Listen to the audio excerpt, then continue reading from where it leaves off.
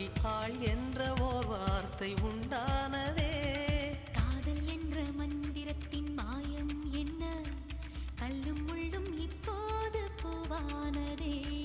வானவில்லின் துண்டொன்று மண்ணில் வந்து யாருக்கும் சொல்லாமல் பெண்ணானதே.